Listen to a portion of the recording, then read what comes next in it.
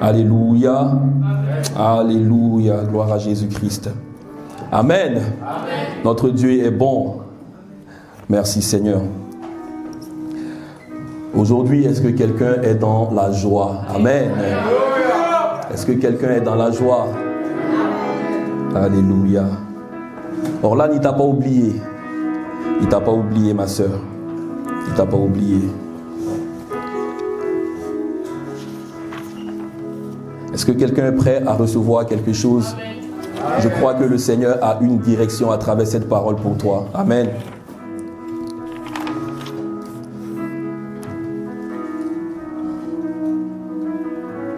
Nous sommes le 1er novembre. Alléluia. Merci Seigneur. C'est une grâce pour Jésus mon refuge. Jésus mon refuge, ce n'est pas un bâtiment, frères et sœurs. C'est un esprit. C'est un bébé qui grandit. Est-ce que quelqu'un est dans la joie pour le bébé qui grandit? Alléluia. Est-ce que quelqu'un est dans la joie pour le bébé qui grandit? Alléluia. J'aimerais, avant d'apporter la parole, rendre grâce à Dieu pour la vie de nos parents dans la foi. Amen. Alléluia. Si tu veux acclamer, acclame. Acclame mon frère. Tu peux te lever et acclamer. Alléluia. Acclame. Si tu es là aujourd'hui, c'est parce qu'il y a eu des gens qui ont porté cette grossesse. C'est parce qu'il y a eu des gens qui ont soupiré. C'est parce qu'il y a eu des gens qui ont prié. Et Dieu nous a accordé la grâce, alléluia, de pouvoir être ici aujourd'hui. Parce que Dieu nous a vraiment bénis. Moi, je suis pleinement béni. Je rends vraiment toute la gloire à Dieu. Je suis tellement béni de ce que Dieu fait à travers la vie de nos parents dans la foi, l'obéissance, l'amour, la persévérance, l'intégrité, la fidélité. Et il continue à avancer. Il continue à avancer. Il continue à avancer.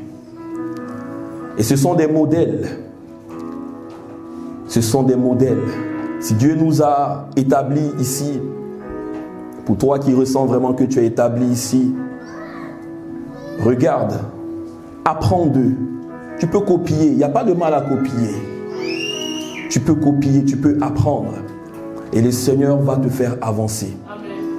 Et nous sommes en train de moissonner des choses que nous n'avons pas semées. Ils ont débroussaillé les hautes herbes. Et nous, aujourd'hui, on est en train de se faire un chemin. Et c'est une grâce de Dieu. Tant que tu auras cette mentalité, cet état d'esprit, le Seigneur va te faire avancer. Tant que tu vas honorer la grâce qui est sur la vie des personnes que Dieu met devant toi, le Seigneur va t'honorer. On prie souvent pour avoir la bénédiction, mais Dieu va toujours il va nous envoyer des hommes.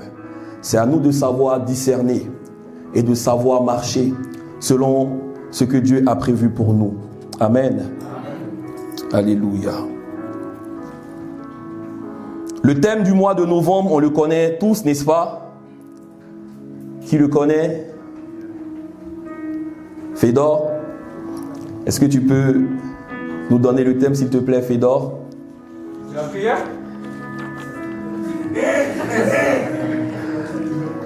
Est-ce qu'on peut acclamer pour Fédor? Alléluia. Pour l'encourager. Je crois que Fédor, il est toujours avec nous, mais bon, c'est un homme de prière. Amen. Amen. Qu'il soit fait selon ta parole. La prière, c'était le mois dernier. Ça ne veut pas dire que c'est terminé la prière, Fédor. Non, on doit continuer à prier. Prier sans cesse. Et c'est ce que tu nous demandes de faire. Le thème du mois, c'est « Je bâtirai mon église ». Alléluia. Je bâtirai mon église. Je bâtirai mon église.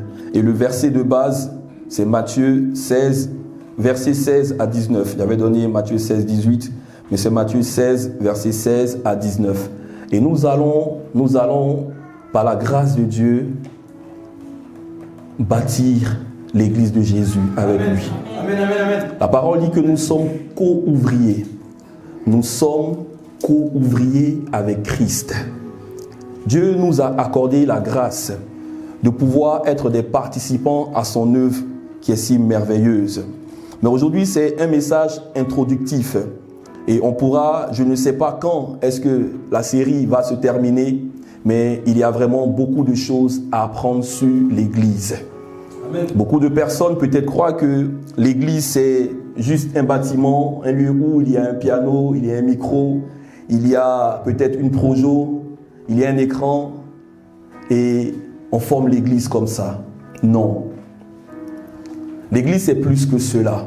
Et nous allons voir tout ça ensemble, pas à pas. Amen. Est-ce que quelqu'un veut apprendre avec Jésus? Amen. Est-ce que quelqu'un veut apprendre? Rentrez, rentrez, ne soyez pas gênés. Il y a la place pour tout le monde. Rentrez. C'est la maison de Jésus. Alléluia. Gloire à Dieu. On va lire la parole de Dieu. Exode 29, verset 42. Exode 29, verset 42. Jonathan et son équipe. C'est bon?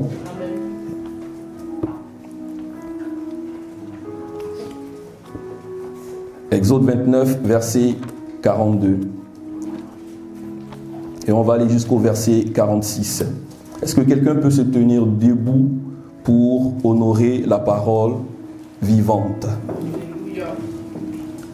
Les paroles que je vous ai données sont esprit et vie. La parole va marcher, elle va te toucher dans ton cœur, elle va transformer quelque chose en toi. Exode 29, verset 42. Je lis la parole de Dieu. Voici là l'holocauste perpétuel qui sera offert par vos descendants. À l'entrée de la tente d'assignation devant l'Éternel, c'est là que je me rencontrerai avec vous et que je te parlerai. Je me rencontrerai là, avec les enfants d'Israël, et en ce lieu sera sanctifié par ma gloire. Par ma gloire. Ce lieu sera sanctifié par ma gloire. Je sanctifierai la tente d'assignation et l'autel. Je sanctifierai Aaron et ses fils pour qu'ils soient à mon service dans le sacerdoce. J'habiterai au milieu des enfants d'Israël et je serai leur Dieu. Ils connaîtront que je suis l'Éternel leur Dieu, qui les ai fait sortir du pays d'Égypte pour habiter au milieu d'eux. Je suis l'Éternel leur Dieu. Amen. Alléluia. Gloire à Dieu. Alors, asseyez-vous s'il vous plaît. Pour ceux qui notent, sur ça, vous pouvez aussi ajouter 1 Chronique, le chapitre 22. On ne le verra pas aujourd'hui, si Dieu permet, si on a le temps, mais ça sera pour les prochaines fois, par la grâce de Dieu. Mais déjà, notons Exode 29, verset 42 à 46, Matthieu 16, verset 16 à 19. Amen. Alors, voici la pensée de Dieu pour l'Église. Je bâtirai mon Église, Jésus dit. Quand Jésus est arrivé, il n'est pas venu sur la terre avec une pelle, avec une machine, avec des hommes qui travaillent dans le bâtiment pour pouvoir bâtir une église, un bâtiment. Non. Jésus est venu avec une doctrine. Jésus est venu avec une nouvelle mentalité. La pensée de Dieu a toujours été d'avoir un peuple pour lui. Tu peux le noter. La pensée de Dieu a toujours été d'avoir un peuple pour lui et habiter avec ce dernier.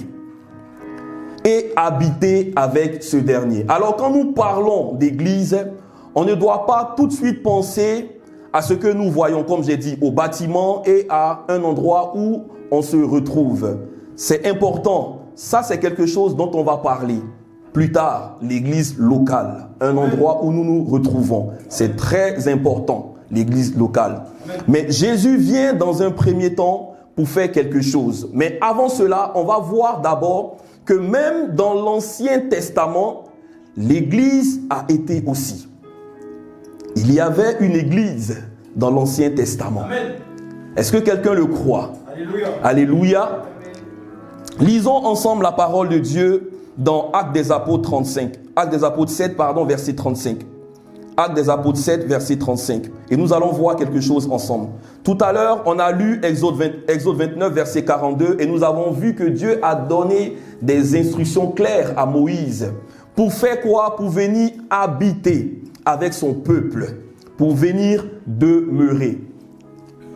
Ce Moïse qu'il avait régné en disant, qui t'a établi chef et juge, c'est lui que Dieu a envoyé comme chef et comme libérateur avec l'aide de l'ange qui lui était apparu dans le buisson. Verset suivant, on va aller jusqu'au verset 40. C'est lui qui les fit sortir d'Égypte en opérant des prodiges et des miracles au pays d'Égypte, au sein de la mer Rouge et au désert pendant 40 ans. Verset suivant. C'est ce Moïse qui dit aux fils d'Israël, Dieu vous suscitera d'entre vos frères un prophète comme moi. Moïse était prophète. Et là, Moïse était en train de prophétiser quelque chose qui nous concerne aujourd'hui, nous, l'Église de Christ. Verset 38, pardon. C'est lui qui, lors de l'assemblée au désert, était avec l'ange qui lui parlait sur la montagne de Sinaï. Amen.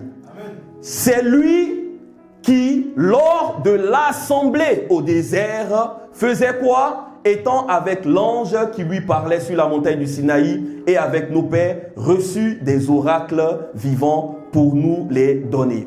Verset 39, il est dit, nos pères ne voulurent pas lui obéir et ils le repoussaient et ils tournaient leur cœur vers l'Égypte. Verset 40, en disant à Aaron, fais-nous des dieux qui marchent devant nous, car ce Moïse qui nous a fait sortir du pays d'Égypte, nous ne savons pas ce qu'il est devenu. On revient au verset 38.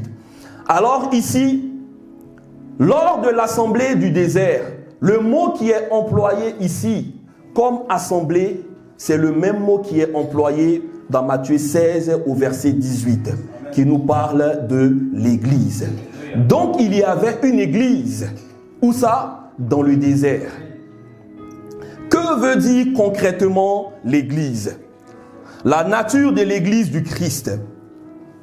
Matthieu 16 verset 19. Nous allons le voir ensemble. Matthieu 16 verset 19. Matthieu 16, verset 16, pardon. Matthieu 16, 16. On va aller jusqu'au verset 19. Simon-Pierre répondit, tu es le Christ, le Fils du Dieu vivant. Jésus, reprenant la parole, lui dit, tu es heureux, Simon, fils de Jonas, car ce ne sont pas la chair et le sang qui t'ont révélé cela, mais c'est mon Père qui est dans les cieux. Verset 18. Et moi, je te dis que tu es Pierre, et que sur cette pierre, je bâtirai mon église, et que les portes du séjour des morts ne prévaudront point contre elle.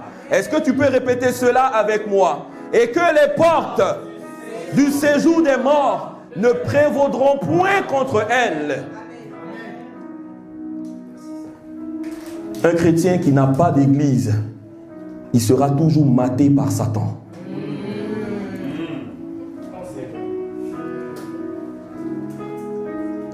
Si tu es un chrétien en ligne, ta vie sera en ligne. Aujourd'hui, malheureusement, avec l'avènement de tout ce qui est technique et autres, les gens ont abandonné l'église. Ils ne savent même pas c'est quoi déjà l'église. Et c'est tellement dommage de passer à côté d'une si grande bénédiction. Comment est-ce que le Seigneur Jésus peut te dire, celui-là même que tu aimes, que tu dis Seigneur Jésus, tout à l'heure on a chanté, moi je t'aime Jésus. N'est-ce pas qu'on a chanté tous? Tu aimes Jésus. Jésus te dit, il va bâtir son église. Mais tu n'aimes pas l'église de Jésus. Est-ce que tu aimes Jésus réellement? Tu aimes une femme. Et tu dis, ma chérie, on va vivre notre relation amoureuse en ligne. Est-ce que ça marche comme ça? Depuis quand tu as vu qu'on fait une relation en ligne, ça ne va jamais produire du fruit. Pour avoir un bébé, il faut de l'intimité. Ta vision pour l'église va changer. Amen. Ta vision pour l'église va changer. À l'issue de cette série-là, tu vas voir l'église différemment. Je crois que tu vas toujours même te presser pour venir t'asseoir devant l'église. Alléluia. Jésus bâtit son église. Il dit, je bâtirai mon église. Et que les portes des morts, du séjour des morts ne prévaudront point contre elle. L'église, c'est quoi en vrai? On va aller dans la parole de Dieu. Mon frère Jonathan, tu m'as préparé les mots. Aujourd'hui, on va apprendre ensemble beaucoup de termes en grec. C'est important d'apprendre ces choses, frères et sœurs, pour savoir ce que c'est que l'église et la parole de Dieu. Christ est venu pour bâtir son église. Mais ce que tu dois savoir, c'est que Dieu a sa manière de fonctionner. Dieu vient bâtir quelque chose de solide. Dieu vient bâtir quelque chose d'éternel. Dieu ne vient pas bâtir une maison qui va s'écrouler en quelques années. Non. Dieu est venu pour bâtir quelque chose d'éternel. Avant de bâtir, même dans le monde naturellement, on sait qu'avant de bâtir des tours, des grandes maisons, on va d'abord faire quoi? On va d'abord faire une fondation. Donc il y a d'abord une démolition avant la construction. Tu peux te noter ça. Jésus vient d'abord pour démolir avant de construire.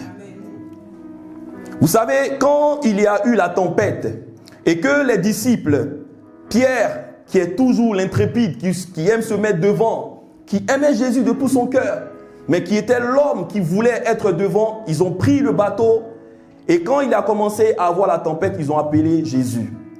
Ils ont laissé Jésus derrière. Et c'est quand il y a eu des difficultés qu'ils ont commencé à appeler Jésus. Quand tu acceptes de recevoir le salut, quand tu dis Seigneur Jésus, je prends la décision de marcher avec toi. Je reconnais que je suis pécheur. Et aujourd'hui, je te demande pardon pour mes péchés. Je marche avec toi, purifie-moi par ton sang, lave-moi. Automatiquement, quelque chose se passe. Le Saint-Esprit vient prendre la direction et il veut te conduire. Mais malheureusement, ce que nous avons constaté, c'est que les gens veulent prendre Jésus pour les emmener dans eux leur projet qu'ils avaient déjà établi auparavant. Tu as peut-être commencé, je ne sais pas moi, une entreprise depuis longtemps. Tu as peut-être commencé à faire des cours quelque part. Et quand tu rencontres Jésus, est-ce que tu lui as demandé, est-ce que Seigneur, maintenant que nous sommes ensemble, toi et moi, parce que mon esprit a été rejeté, maintenant régénéré, pardon. C'est plus l'esprit que j'avais avant qui est là, c'est ton esprit. Qu'est-ce que nous faisons maintenant? Est-ce que tu as posé cette question à Jésus quand tu l'as rencontré réellement? N'additionnons pas Dieu à nos projets. Il a dit à Jérémie, j'ai pour toi des projets. Qui donne les projets? C'est toi ou c'est Dieu? Donc si lui, il a pour toi des projets, qu'est-ce que tu dois faire? Tu dois dire, Seigneur, où est le cahier de projets que tu as pour moi? L'ordre de mission, elle est où? La Bible nous dit quoi? Que nous sommes des ambassadeurs du royaume. Amen. Un ambassadeur, quand il est envoyé, on lui donne toujours une fiche. On lui donne quelque chose pour aller en mission. Et il y a des choses spécifiques qu'il doit faire durant cette mission. Si elle n'est pas faite, on fait quoi? On le rappelle. Et c'est comme ça que Dieu a rappelé beaucoup de chrétiens. Et quand je parle de rappeler, Dieu les a pris pour aller au ciel. Ils sont sauvés, hein? Ils sont sauvés. Mais la mission n'a pas été accomplie. Dieu trouve toujours quelqu'un. Amen. Souvent, on se trompe et nous disons, ah, les dons que Dieu donne sont irrévocables. Oui, le plan de Dieu, il est irrévocable. Ce qu'il a dit, il va faire. Mais Dieu peut se trouver un autre canal qui n'est pas toi.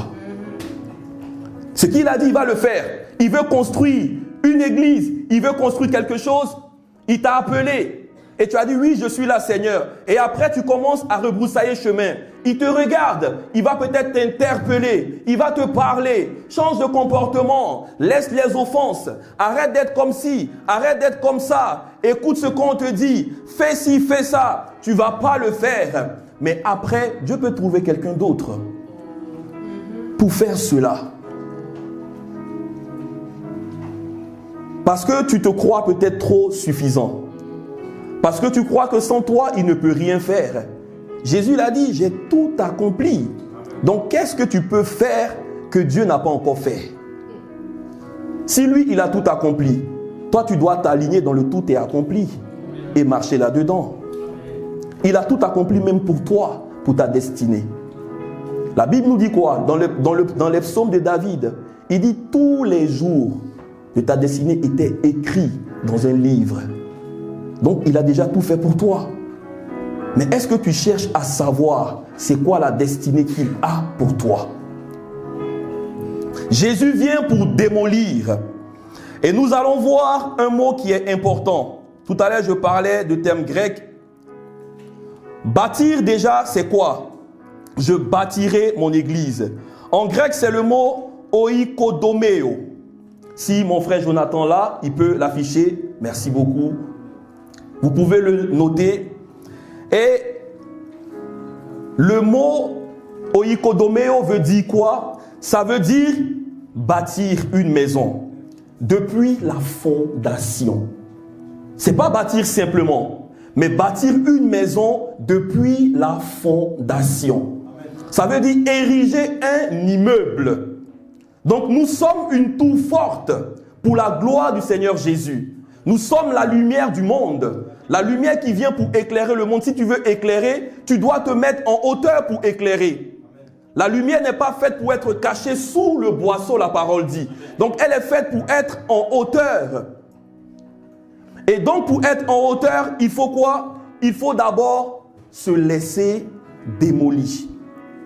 Toutes les pensées culturelles, tout ce que tu avais emmagasiné, même le système de ce monde. Vous savez, même à l'école, on nous apprend des choses qui ne sont pas véridiques. Amen. Si on te dit que toi, tu es descendant de l'homo sapiens, ou bien quoi? Ça c'est des choses qu'on enseigne aujourd'hui, hein, et ça continue. Hein. Le Big Bang, c'est quoi ça? Moi, Eric, moi je viens d'un Big Bang. Une molécule a attiré quelque chose. En fait, ils ont fait leur truc jusqu'à eux-mêmes. Ils sont fatigués aujourd'hui. Regardez, il y a plein de débats là. Les scientifiques, ils sont là, ils font des livres aujourd'hui pour écrire la vérité. Parce qu'ils savent qu'il y a quelqu'un qui est là. Alléluia. Et il s'appelle Jésus-Christ. Ils savent. Ils se sont donné un genre comme s'ils savaient. Ils ont fait tout ce qui est marketing, ils ont gagné de l'argent, ils ont fait des trucs, ils ont embourbé des gens. Mais aujourd'hui, ils reviennent pour se dédire. Dieu confond ceux qui se croient sages par la folie de la croix, la parole dit. Oikodomeo, remettre en état, rebâtir. Donc si Dieu veut rebâtir quelque chose avec nous, c'est qu'on était dans un état d'abord, un état qui était bien. Dans le jardin d'Éden, Adam et Ève, ils étaient bien. Mais c'est quand le péché est rentré, c'est quand la souillure est rentrée, qu'il y a eu maintenant quelque chose qui a changé. Sinon, à l'initial, nous venons de Dieu. La Bible nous dit quoi? Que Dieu nous connaissait, même quand nous étions encore une masse informe. Dieu nous connaissait. Il a dit à Jérémie, je te connaissais. Donc Dieu nous a toujours connus. Et la pensée que Dieu avait, c'est que nous puissions avoir une vie heureuse avec lui éternellement. Et nous l'avons déjà en Christ. Alléluia. Mais le truc, c'est de maintenant passer par cette mission terrestre. Est-ce qu'il y a un missionnaire ici? Qui se voit comme un missionnaire? Normalement, tout le monde doit lever la main. Parce que la terre, elle est déjà corrompue. Hein. Si tu veux les choses de cette terre-là, ben, tu vas perdre ton temps. Il a dit, affectionnez-vous pour les choses d'en haut. Pas les choses d'en bas. Même tout ce que tu as, ça vient d'abord du monde spirituel. Le monde spirituel est plus réel que le monde physique que nous voyons, frères et sœurs. Tout ce que nous voyons, tout ce que nous voyons. Jésus va venir sur quoi? Sur un cheval. Il va prendre le cheval où? Dans ta ferme? Non. Il y a des chevaux là-bas. Quand on te parle dans Apocalypse, on te dit il y a l'eau, un torrent d'eau. Il y a tout au ciel en fait. Même quand tu pries pour une personne, regardez, même quand tu pries pour une personne qui a peut-être un œil qui est peut-être pas bien et que tu pries, œil, ouvre-toi. Dieu il transfère un œil et puis il met. Il y a tout au ciel. Amen. Tout est au ciel, tout est nouveau, tout est propre. Des pavés d'or. Mais qu'est-ce qu'on a à vouloir s'embourber dans ce monde et passer à côté de ce que Dieu a pour nous? Qu'est-ce qu'on cherche en fait? Qu'est-ce qu'on cherche? Ma prière, c'est que Dieu vraiment vous accorde la grâce. Frères et sœurs, que vous voyez un peu le ciel. Quand tu vois le ciel, tu ne veux plus revenir sur la terre. Il y a des gens qui ont vécu ce genre de choses. Amen. Mais moi, je l'ai vécu personnellement. Mais tu t'es dit, mais qu'est-ce qu'on fait ici en fait, Seigneur? Et j'ai dit à Dieu, Seigneur, si tu pouvais me prendre ou partir, moi je suis trop bien là-bas. Parce que ici c'est... Non. Il m'a dit de ne plus le dire. Parce que c'est comme si je rejetais en fait la mission. Donc ça, on doit persévérer jusqu'à la fin. Parce que Dieu m'a repris pour ça. Dieu m'a repris. Oui, c'est vrai, mais là, c'est la première fois où j'entendais la voix où Dieu m'a grondé, entre guillemets. C'était comme le tonnerre.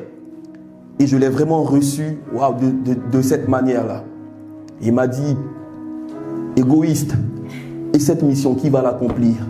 Et c'est là que j'ai compris que j'étais vraiment appelé. Parce qu'au départ, voir des choses, oui, c'est bien. On n'a plus envie d'être là sur la terre. On veut juste partir. C'est tellement beau, cette paix, c'est merveilleux. Il y a des choses qu'on ne peut pas définir, qu'on ne peut pas quantifier avec la bouche. C'est tellement merveilleux. Soupirons aux choses d'en haut. Pendant ce temps, on revient sur la terre. Pour l'église, on doit travailler pour l'église de Jésus ici-bas. Oikodomeo est lui-même dérivé, écoutons très bien, Oikodomeo est lui-même dérivé de oikos. Quand tu regardes, en fait, il y a deux mots qui font que oikodomeo existe. C'est oikos et doma. Oikos, si on peut le mettre, en fait, oikos plus doma, ça fait oikodomeo. Maintenant, regardons ce que ça veut dire, oikodomeo. Une maison, un palais, le tabernacle de Dieu, la maison de Dieu.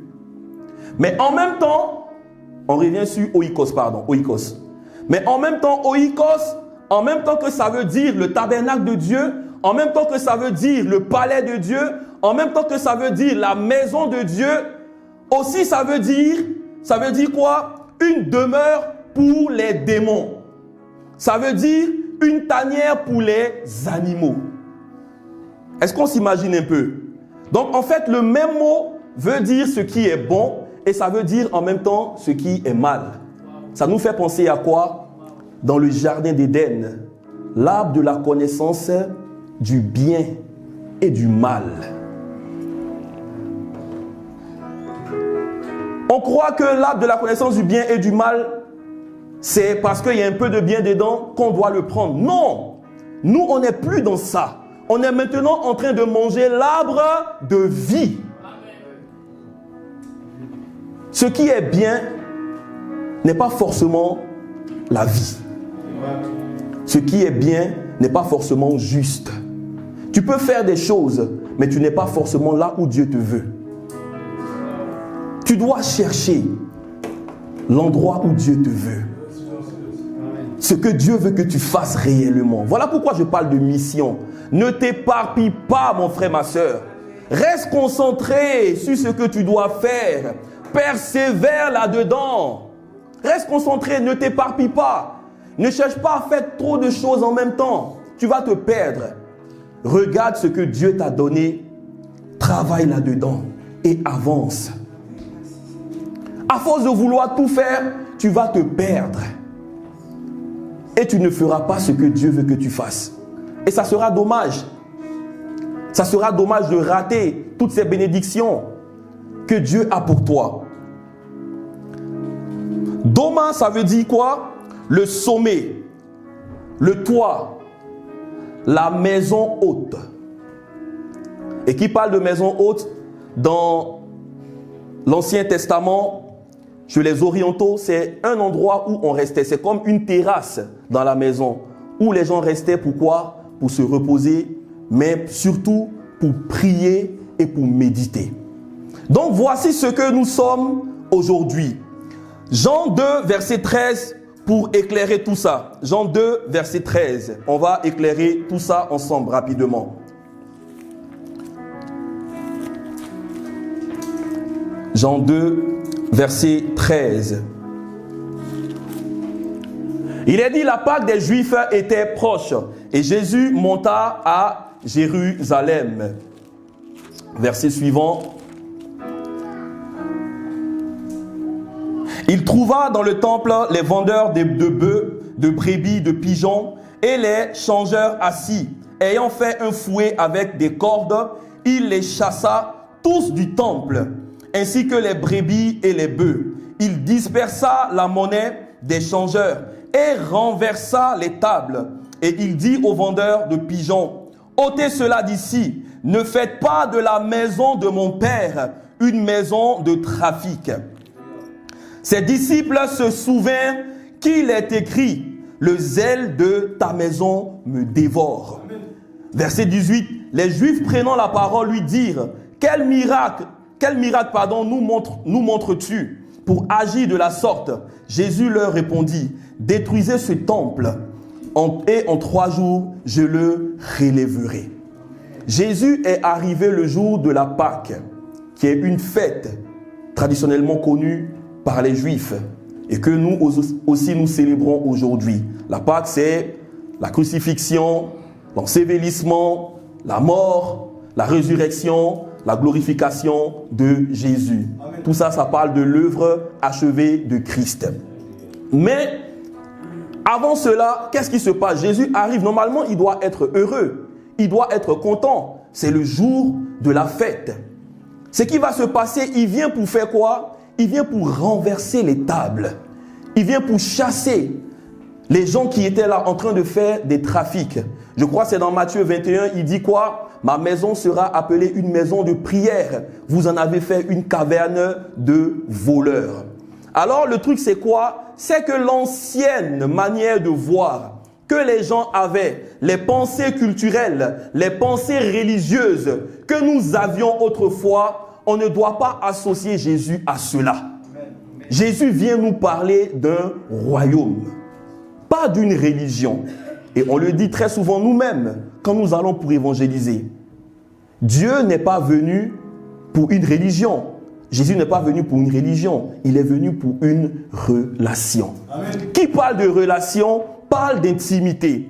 Qui parle de relation, parle de marcher ensemble. Qui parle de relation, parle de s'accorder et puis avancer ensemble. Et donc le truc qu'il faut savoir, c'est que Jésus donnait l'image de ce qu'il allait faire déjà. C'est-à-dire de changer la mentalité à travers la nouvelle doctrine qu'il allait envoyer. Et c'est la doctrine de quoi? De l'amour. Ce n'était plus les histoires de oui, il faut aller peut-être prendre je sais pas moi, la brebis, il faut prendre la chèvre et puis on va l'égorger. L'autre, on va imposer la main, ça va partir. Et puis l'autre, on va le mettre sur l'autel et ça va donner quoi? Du feu. Et après, il y aura une fumée qui va monter jusqu'à Dieu. L'Ancien Testament, c'est trop compliqué. Si on nous ramenait là, moi je ne sais pas comment Moïse faisait. Mais c'est quelque chose qui est trop compliqué. Mais Christ, à travers l'œuvre de la croix, le sacrifice parfait, il a accompli une fois pour toutes, la parole dit, le sacrifice perpétuel. N'est-ce pas une grâce, frères et sœurs? Tout ce que nous devions faire, Jésus dit c'est bon, tout est accompli. Je ne suis pas venu, non pour abolir la loi, mais je viens pour l'accomplir. J'ai tout payé à la croix. Mon sang a coulé pour vous. L'œuvre de la croix est parfaite. Elle ne souffre de rien. Et ça doit être notre appui.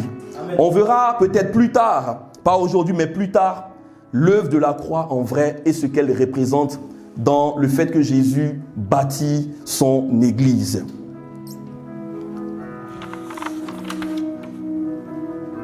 Pour parler de l'Église concrètement, Église vient du mot grec ecclésia. Ecclésia, si on peut la voir.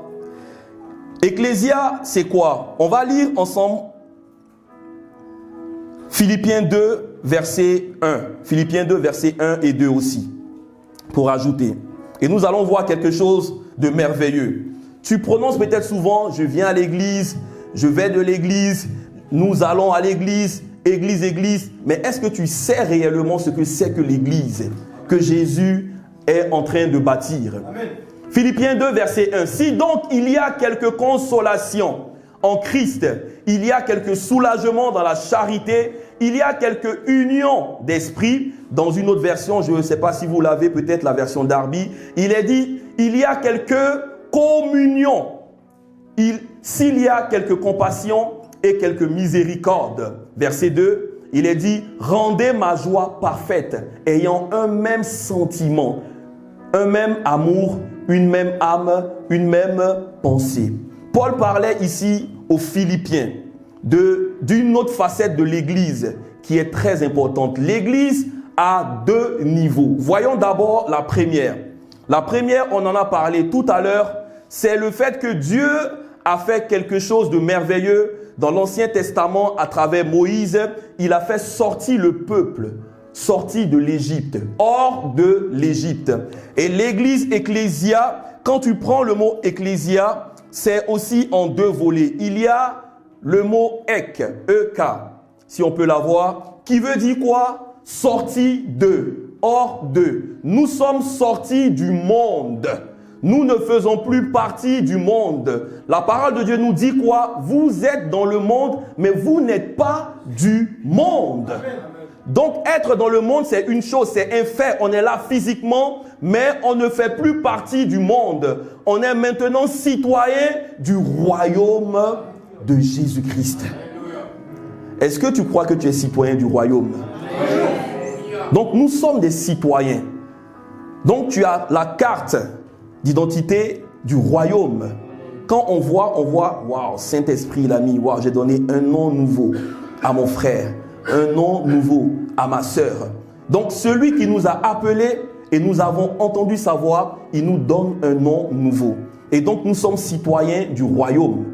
Alléluia. Et dans un royaume, on n'est pas dans la démocratie. Alléluia. Dans un royaume, on suit, on écoute, on marche. Paul a beaucoup utilisé des termes de combat dans les épîtres.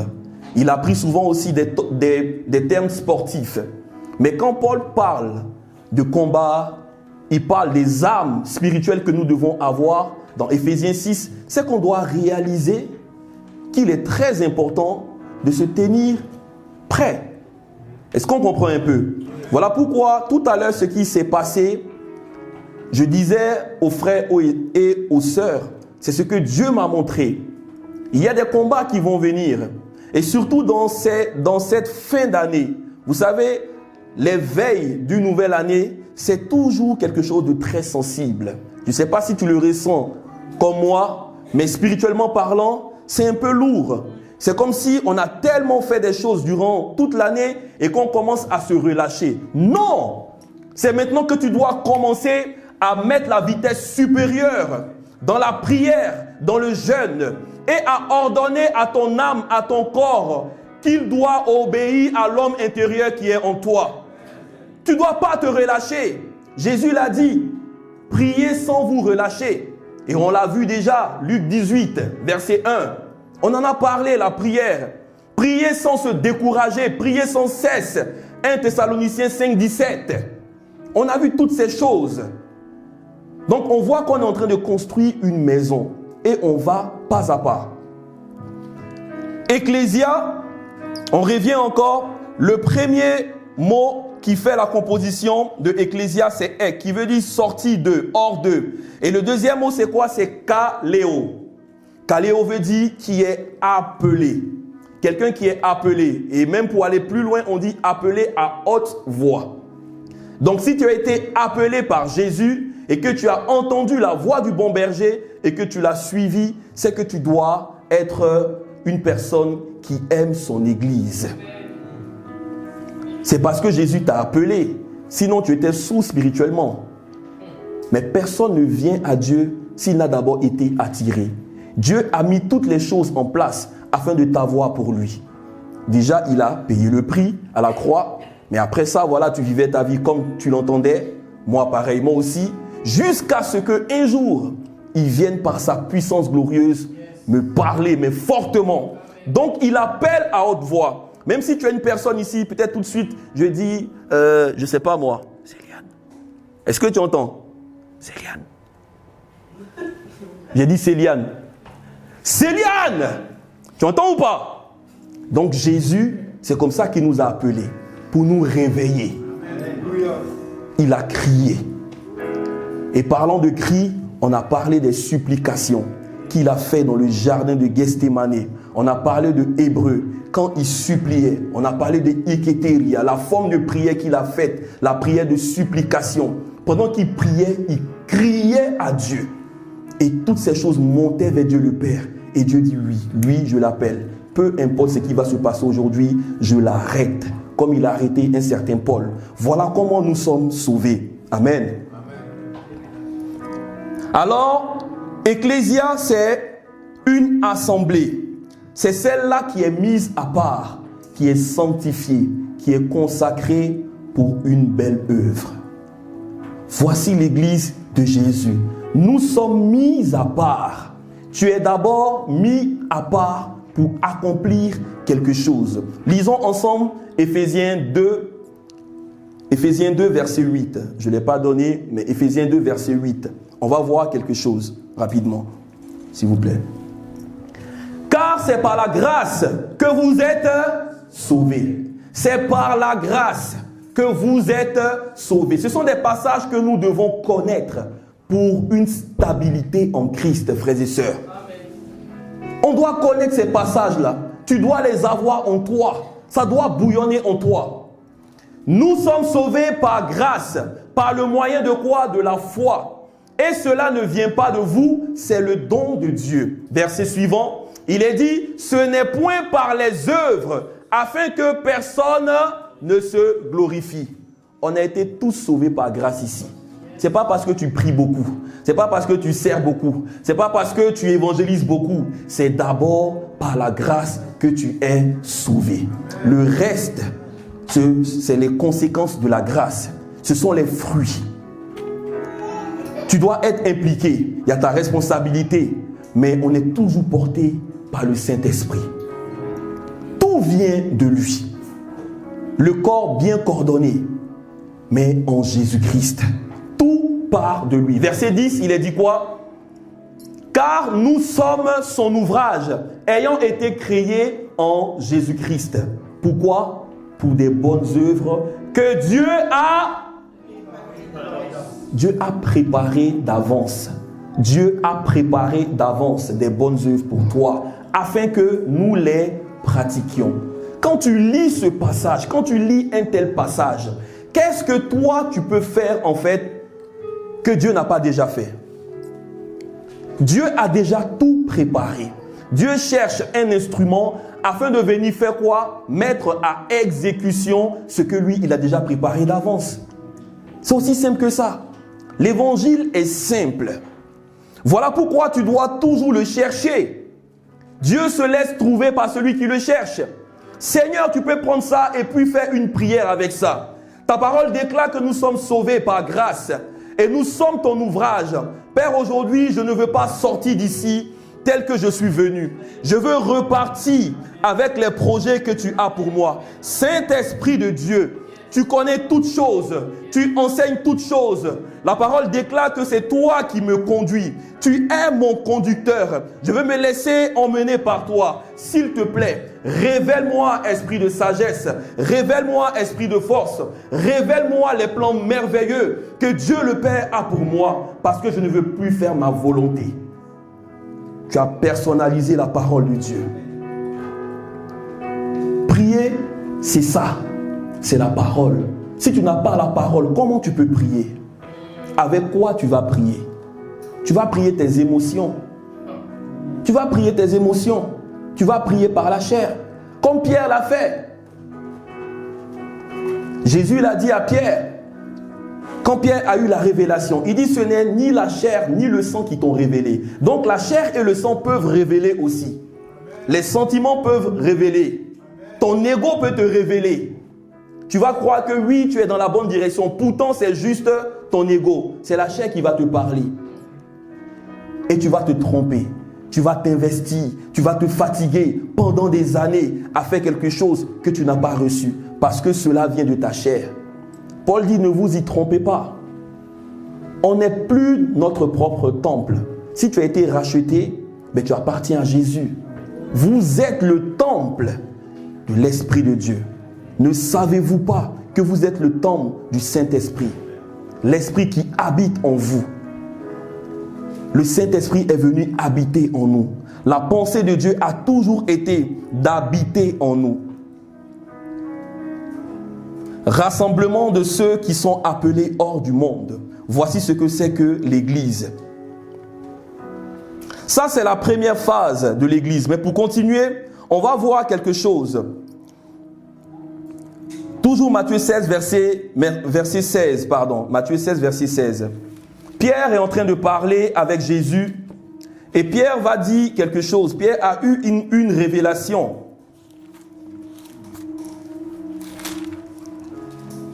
Pierre dit à Jésus,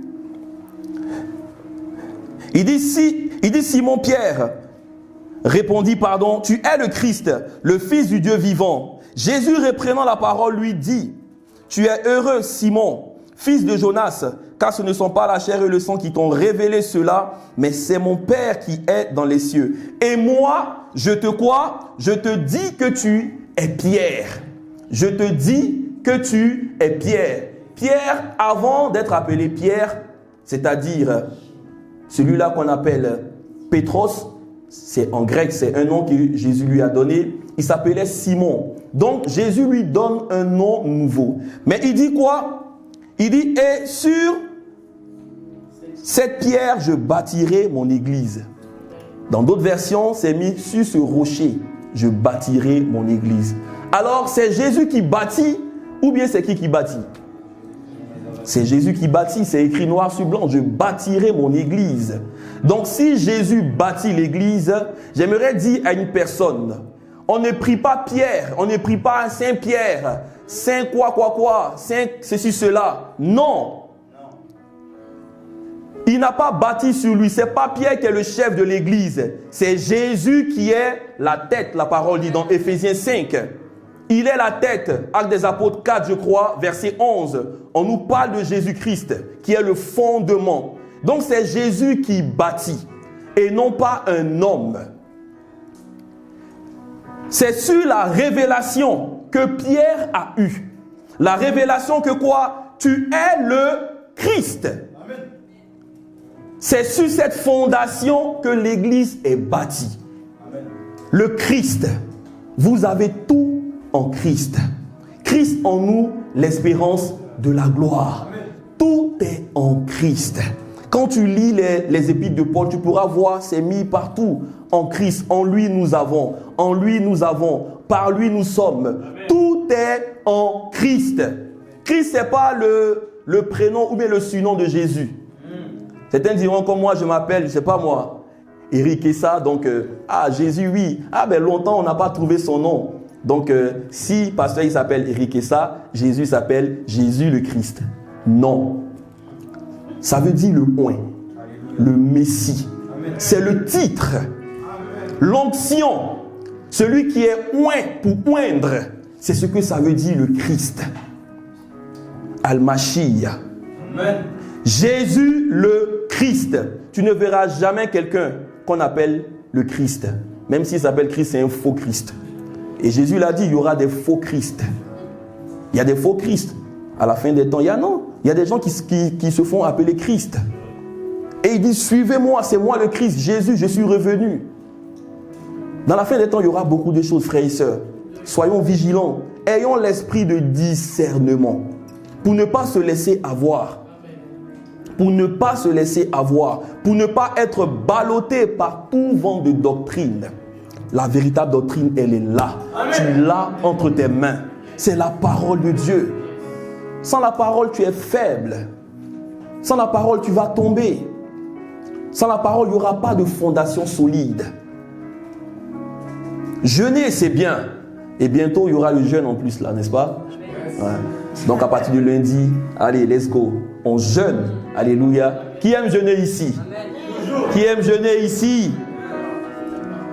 Fédor, tu ne lèves pas ta main, j'aime pas ça. Ma fille a levé sa main, Fédor. Ma fille est jeune, hein, attention. Hein. Jeûner, c'est bien. Prier, c'est bien. Mais vous savez ce qui fait croître un chrétien, ce qui le rend stable, c'est la parole de Dieu. Au commencement était la parole. La parole était avec Dieu, la parole était Dieu. Tout a été fait par la parole. Il soutient toutes choses par sa parole. Mais si tu ne parles pas la parole de Dieu, qu'est-ce que Dieu peut faire pour toi? Dieu ne regarde pas aux pleurs. Non.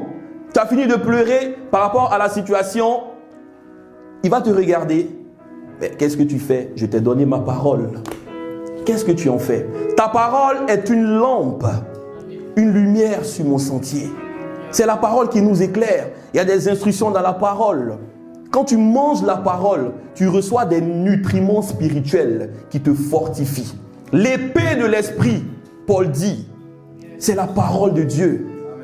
L'épée c'est pour le combat. Avec quoi tu combats?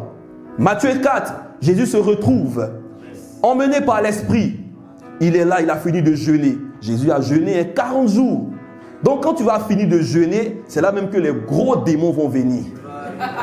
Ils aiment ça, hein, les démons là. Quand tu jeûnes, toi, tu crois que tu es trop spirituel que Jésus. Attends-moi, j'arrive. Et il apparaît comme ça. Je suis là. Qu'est-ce que tu as en toi? Et puis il va venir taper un peu. Alors, toi, tu dis quoi là? Eh ouais, tu as jeûné et puis quoi? Et il commence maintenant à te parler. Qu'est-ce que tu vas lui dire? Tout ce que Jésus a répondu, c'est il est écrit. Amen. Il est écrit. Amen. Il est écrit. Et le diable s'est enfui. Où est ton il est écrit? Est-ce que tu le parles? Je vous donne une astuce simple, frères et sœurs. Ce n'est pas ça le thème en vrai, mais je vous donne une astuce. On revient un peu dans la prière comme Fédor nous l'a demandé. Dieu m'a donné une idée très simple. Vous savez, je prends comme ça ma Bible pendant que je prie. Et ça marche. Et je regarde. Et je proclame. Et je sens la présence de Dieu. Amen. Et je sens qu'il approuve. Il nous a donné ça. Tu sais lire. C'est pour ça que Dieu t'a emmené à l'école. C'est pour lire la parole d'abord. C'est pas pour aller lire, je sais pas moi, les films policiers, les romans policiers, quoi. Non. C'est d'abord ça, la parole.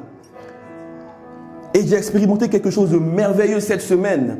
J'ai pris un psaume qui m'est monté à cœur. Mais je ne connaissais pas bien les versets. Je ne maîtrise pas tous les versets de la Bible. Je le dis, en vrai. Et je n'ai pas honte. Donc, si tu ne prends pas la parole pour ouvrir, pour voir le verset et parler, pendant que tu parles, tu proclames, il y a quelque chose qui se passe. C'est vrai. Et j'ai commencé à expérimenter quelque chose de nouveau. Je me suis retrouvé encore, moi qui voulais sortir du lieu de prière, à continuer à prier encore pendant longtemps. Prends la parole, prie avec elle. C'est pour quelqu'un ça. Tu n'arrives pas à prier, tu as du mal quand tu viens, tu fais 2 minutes, 3 minutes, tu regardes le temps. Ouh, je croyais qu'il avait fait 1 heure. Pourtant, tu as fait 15 minutes. Tu es découragé. Prends la parole. C'est la lumière, elle va t'éclairer. Même simplement à penser au passage biblique, ça va t'emmener loin. Prie avec la parole de Dieu. C'est un secret pour quelqu'un. Amen. On revient à Pierre. Pierre qui est appelé Pétros. Et le Pétra, le rocher, ça c'est la pierre angulaire.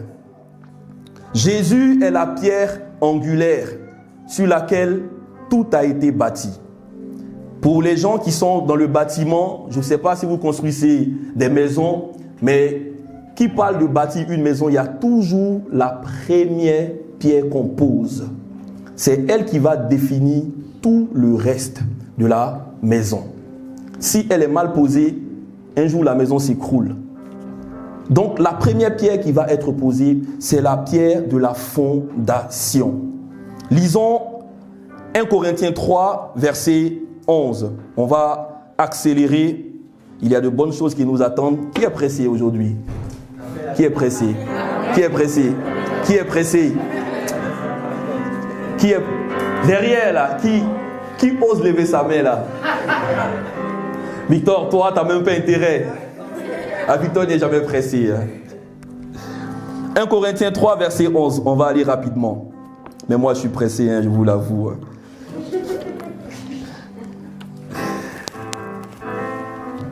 Car personne ne peut poser un autre fondement que celui qui a été posé, à savoir Jésus-Christ. Personne ne peut poser un autre fondement. Aucun homme de Dieu, aucune religion, aucune personne ne peut dire quoi que ce soit en dehors de Jésus-Christ. Un homme de Dieu disait, tout ce qui est en dehors de Jésus-Christ est mensonge. Tout. Ça peut être bon, mais c'est du mensonge. Je reprends encore l'exemple. L'arbre du bien et du mal. C'est du mensonge. Tu n'es ni chaud ni froid. Je te vommirai. Donc cherchons la vie en Christ. Il y a tout en Jésus. La richesse que tu veux, elle est en Jésus. L'amour que tu veux, c'est d'abord en Jésus. La joie que tu veux, c'est d'abord en Jésus. Ce n'est pas dans un homme, ce n'est pas dans une femme, c'est d'abord en Jésus. Et je le répète encore aujourd'hui, pour peut-être ceux qui ne l'ont jamais entendu. Si tu n'es pas heureux avec Jésus, tu ne seras jamais heureux avec un homme ou une femme. Amen. Jamais de la vie. Amen. Le fruit de l'esprit, l'amour, la joie. Tu n'es pas heureux avec Jésus, mon ami. C'est les bras d'une femme qui va te consoler. C'est les bras d'un homme qui va te consoler. Mais c'est éphémère. C'est éphémère. Ça passe tout ça. Si demain son bras est coupé, il va te consoler avec quoi? Ah chérie, tu n'as plus de bras, moi je vais chercher un autre bras. Non mais c'est la vérité. Jeune sœur, ce n'est pas les bras d'un homme qui va te rendre joyeuse. C'est d'abord Jésus. Oui, c'est vrai, ça participe. Quand on est marié, quand on est marié, pas dans les fiançailles, pas dans les amusements, non. C'est pour vous les jeunes. Victoria. Amen. Amen.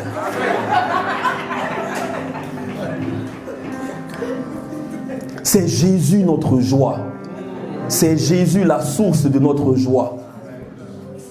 Le reste, ce ne sont que des bonus. Ce ne sont que des bonus. C'est d'abord Jésus. Amen. Dieu s'est choisi un peuple avec Moïse, l'église du désert, on l'a vu tout à l'heure, l'assemblée du désert. Jésus-Christ aussi vient pour lui-même bâtir son église, Ecclésia.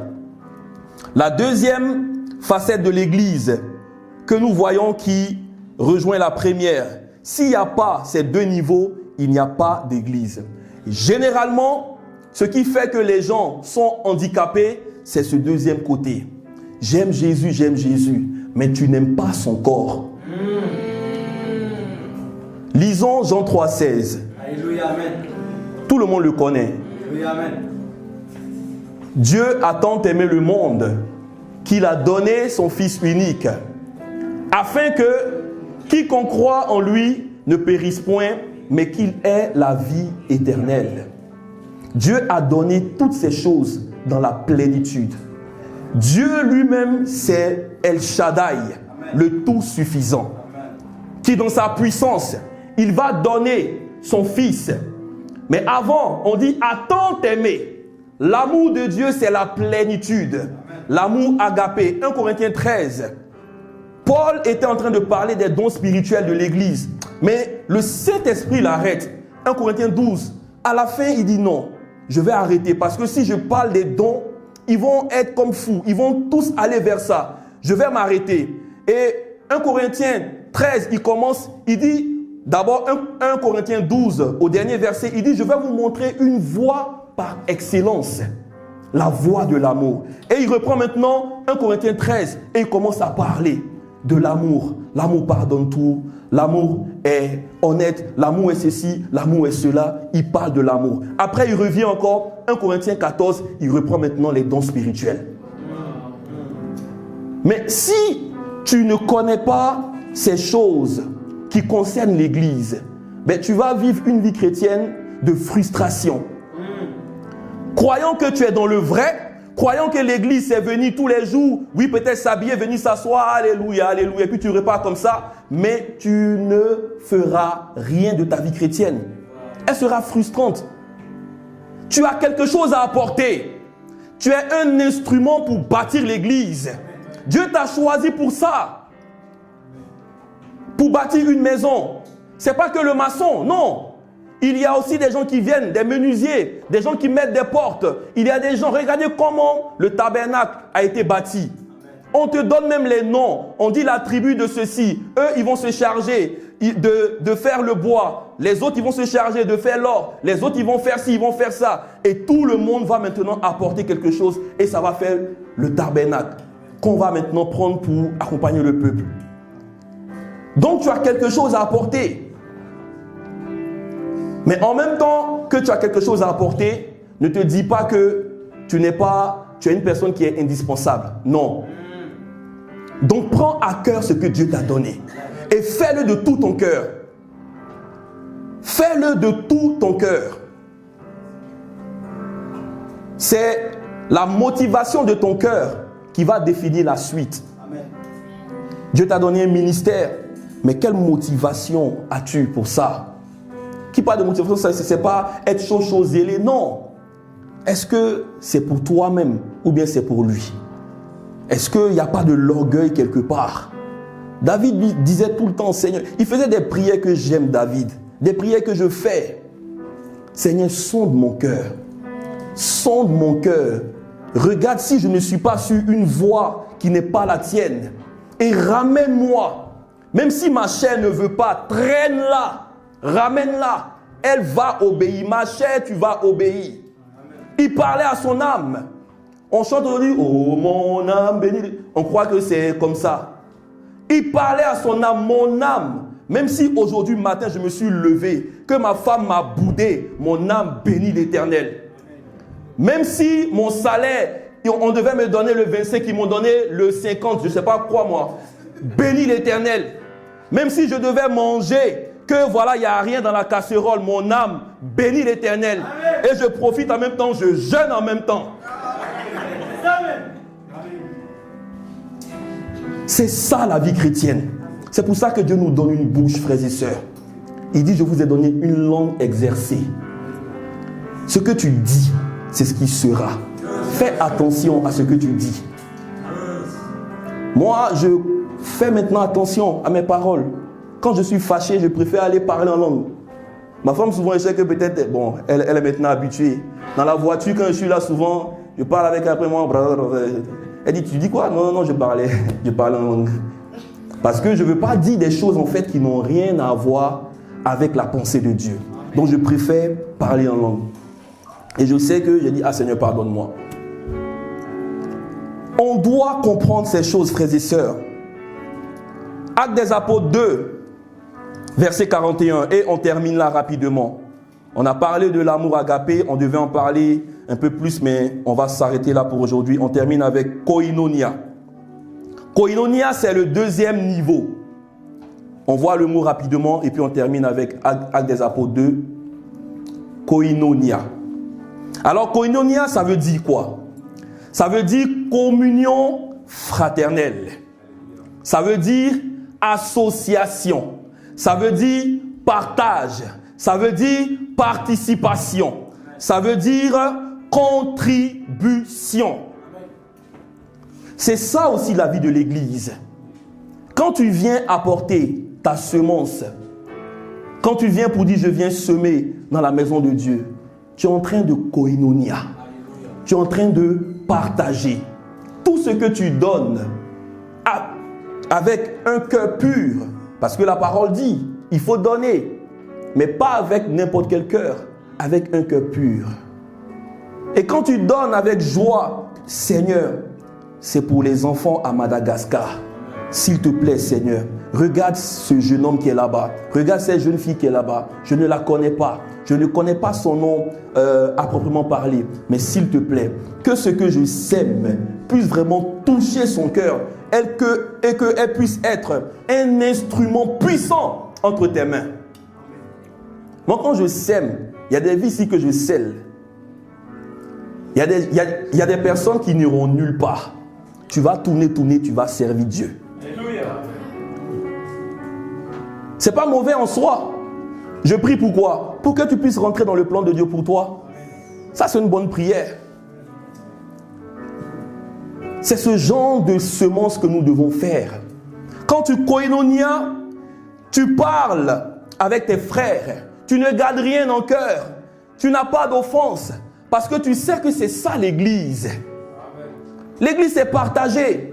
Lisons ensemble rapidement Acte 2, verset 41 jusqu'au verset 47. Et on va terminer avec ça. Acte des Apôtres 2, verset 41. Un passage très très important. Et c'est la première fois où on voit le mot koinonia dans la parole de Dieu. Acte des Apôtres 2, à partir du verset 41. Il est dit quoi? Ceux qui acceptaient sa parole furent quoi? Baptisés. Et en ce jour-là, le nombre de disciples augmenta d'environ 3000 personnes. Pierre a prêché le salut. Pierre, il a prêché le salut. Et pour parler de prédication de Pierre, pour que 3000 personnes se convertissent, c'est parce que Pierre avait un cœur pur. Alléluia. Ils sont allés tous dans la chambre haute. Ils sont allés, pas pour prier avec des cœurs remplis d'orgueil, des cœurs remplis d'amertume, des cœurs remplis d'offense, des cœurs remplis, je ne sais pas moi, de manque de pardon. Non, ils se sont d'abord réconciliés. Ils ont koinonia là-bas d'abord. Réconciliation. Parce que maman Marie n'était pas contente que Pierre ait fui. Pierre a fui ou pas? Quand les gens sont venus, il a dit quoi? Jésus, moi je ne le connais pas. On dit lui, il était avec eux. Même la femme, même la dernière de la vie, dit lui là, je le connais, il était avec Jésus. Non, moi, je ne le connais pas. Il a régné Jésus. Vous croyez que ça a plu à maman Marie? Non, elle était là devant la croix. Elle a vu son fils qui est mort. Il n'y avait que Jean qui était là. Tous, ils ont déserté. Et donc, ils montent dans la chambre haute. Qu'est-ce qui se passe? Ils vont d'abord se réconcilier. Parce qu'un cœur qui n'est pas pur, qu'est-ce que tu vas aller dire à Dieu? Seigneur, oui, le feu m'enchaîne et puis le feu descend comme ça. Il n'y aura rien feu. Il n'y aura pas de feu. Donc, ils ont dû d'abord koinonia, s'entendre, être ensemble. C'est en cela qu'on verra un accroissement dans tous les domaines de notre vie. Dans l'église locale et aussi dans nos propres vies. S'il n'y a pas koinonia, il n'y a pas de multiplication. Environ 3000 personnes. Qu'est-ce que Pierre a dit? ce Jésus que vous avez crucifié, Dieu a fait de lui Christ. Voici ce que vous devez faire. Faites-vous baptiser, répentez-vous. Ce n'est pas la même chose qu'on dit tous les jours. Qu'est-ce qui se passe? Est-ce que Pierre, c'est un extraterrestre? Qu'est-ce qui se passe?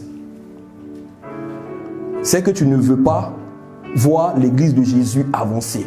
Et tu deviens un obstacle pour lui, ben, il va te mettre au placard. Parce que tu déranges l'avancement de son œuvre.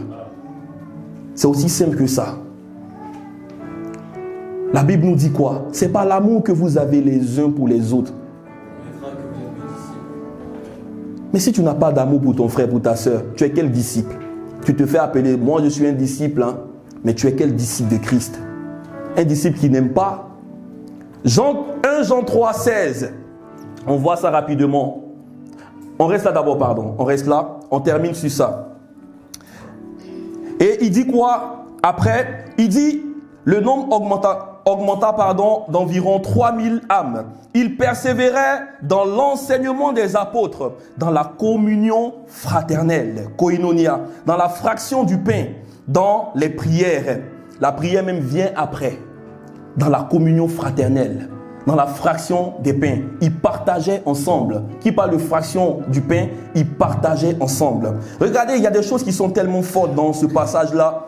La crainte s'emparait de chacun et il se faisait beaucoup de prodiges et de miracles par les apôtres. Tu pries pour les gens, il n'y a jamais de miracle. Parce que ton cœur n'est pas pur. Tu verras des miracles le jour où tu vas vraiment te réconcilier avec Dieu en vérité. Tu veux voir des miracles? Va avec un cœur pur. Délaisse l'orgueil. Seigneur, c'est pour toi que je le fais.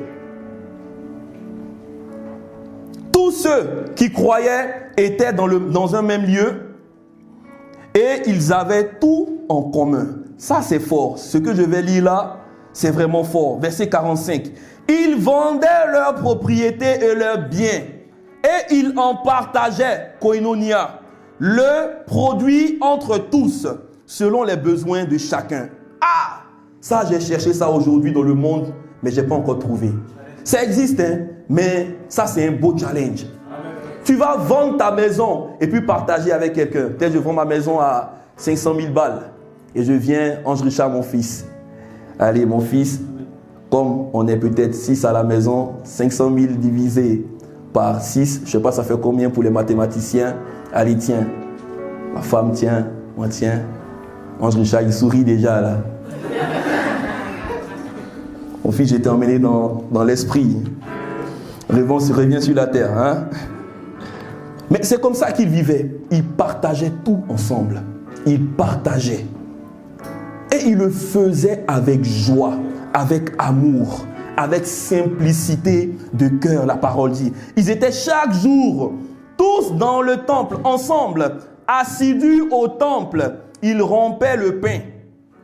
Assidus au temple. Pour les retardataires. On dit, viens prendre photo, tu es en retard. Statut visé. Et j'assume. Non, parce qu'on n'est pas ceci, cela. Il n'y a pas beaucoup d'hommes. Tout le monde est là. Viens prendre la photo. Si tu t'es levé peut-être plus tôt, tu serais là. Plus tôt pour prendre les photos. L'assiduité au temple.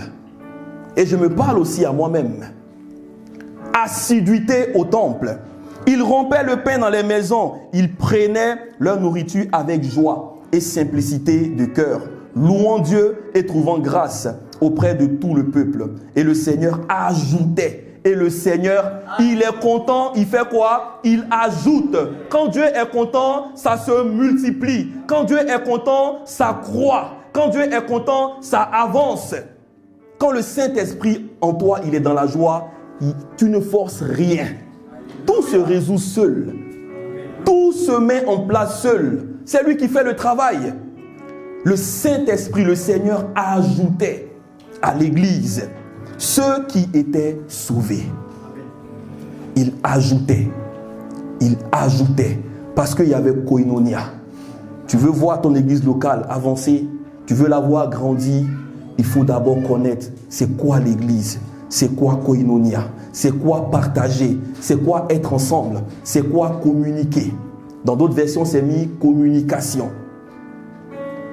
Toutes ces choses, c'est pour un bon fonctionnement du corps du Christ. On termine avec le passage que j'ai donné tout à l'heure, 1 Jean 3, verset 16. On connaît tous Jean 3, 16. Dieu a tant aimé le monde qu'il a donné son Fils. Mais ce passage-là, on ne veut pas le lire. Aujourd'hui, tu vas le connaître. En plus, c'est facile. Jean 3, 16. 1 Jean 3, 16. La Bible est parfaite. Nous avons connu l'amour en ce qu'il a donné sa vie. En fait, ça nous répète le passage de Jean 3, 16. Nous avons connu l'amour en ce qu'il a donné sa vie pour nous. Nous aussi, nous devons faire quoi? Nous devons donner notre vie pour les autres frères. Nous devons donner notre vie en partageant, en nous aimant. Quand tu donnes ta vie pour quelqu'un, tu ne gardes plus l'amertume, tu ne gardes plus l'offense, tu donnes ta vie. Oui, c'est pas grave. Elle t'a jugé, elle t'a critiqué, c'est pas grave. Elle t'a parlé de telle manière, c'est pas grave. Seigneur, je donne ma vie. Je donne ma vie dans le sens où ces blessures-là, je les mets à côté. Mais comme tu as dit de donner ma vie, je la mets en sacrifice pour toi. Ces paroles ne vont plus m'atteindre. Plus tu donnes ta vie, plus des choses en fait ne vont même plus te toucher. Ça ne va plus te toucher. Parce que le plus important, tu sais que c'est de faire avancer le royaume. Amen. Le plus important, ce n'est pas les petits trucs de l'église, mon chien, ceci, cela. Non. C'est Seigneur, s'il te plaît, aide-moi à oublier. C'est douloureux, c'est vrai. Mais tu peux le faire, s'il te plaît. Moi, tout ce que je désire, Seigneur, c'est que tu ajoutes à ton église les âmes qui sont sauvées. C'est que je puisse prier pour les malades et qu'ils soient guéris. C'est que je puisse chanter, même quand il y a des douleurs. C'est que je puisse te louer, même quand ça ne va pas. Seigneur, c'est tout mon désir. Être dans ta volonté parfaite. Oublie ces choses. Oublions ces choses. Je termine avec ça. Quand Jésus est mort, il y a des femmes qui ont couru avec des aromates. C'est des trucs pour aller embaumer le corps, pour que le corps il puisse tenir. Mais c'était trop tard. Jésus était déjà parti. Parce que quelqu'un avait fait cela. Un acte avait déjà été posé. La femme qui avait le parfum d'albâtre, qui coûtait quelque chose de valeureux, elle a mis sur Jésus-Christ. Et elle était en train de faire quelque chose de prophétique. Jésus a dit, cet acte que cette femme a posé, on va en parler. Aujourd'hui, je suis en train d'en parler. N'attendons pas qu'il soit trop tard avant de vouloir faire les bonnes choses. C'est pas quand tu verras que ton frère est en train de souffrir, ou bien un jour il n'est plus de cette terre, que tu vas commencer à écrire en statut, il a mené le bon combat. Il a accompli quelque chose. Ça sera de l'hypocrisie. Pendant que nous sommes encore vivants, on peut s'encourager, on peut se soutenir. Que Dieu vous bénisse.